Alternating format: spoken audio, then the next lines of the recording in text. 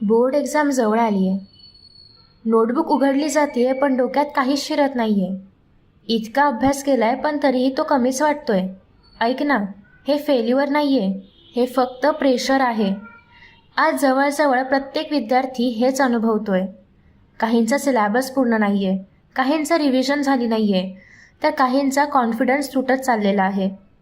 पण एक लक्षात ठेव, तुला भीती वाटते कारण तुला तुझ्या फ्युचरची काळजी आहे. तुला भीती वाटते कारण तुला काहीतरी करून दाखवायचं आहे. ऐक ना, आता स्वतःला जज नको करूस. मार्क्स, रँक्स, कंपॅरिझन, पर्सेंटेज हे सगळं काही नंतर येतं.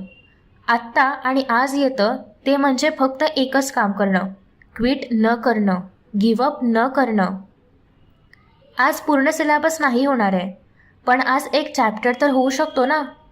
आजच्या आज टॉप रँक मिळेल की नाही माहिती नाही, पण त्या दिशेने प्रयत्न नक्कीच करू शकतो ना आपण.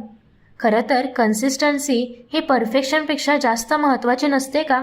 असते ना. तेच आपल्याला चालू ठेवायचं आहे. आज डोळे जड झालेत, हात थकलेत आणि मन म्हणते की बास, आता नाही होत आहे अभ्यास. पण तुला मात्र थांबायचं नाही आहे. जेव्हा रिझल्टचा दिवस येईल, तू तुझी मार्कशीट हातात घेऊन उभा राहशील ना, तेव्हा स्वतःला एकच प्रश्न विचारशील, मी प्रयत्न पूर्ण केला होता ना?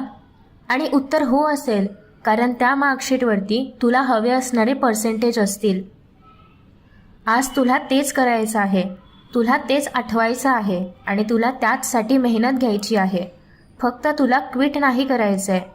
तुला आज पुन्हा एकदा एक स्टुडंट व्हायचा आहे जो की हार मानत नाही.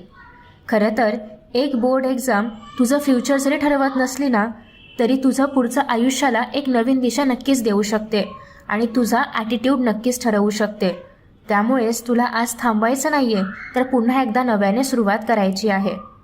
करशील ना पुन्हा एकदा अभ्यास?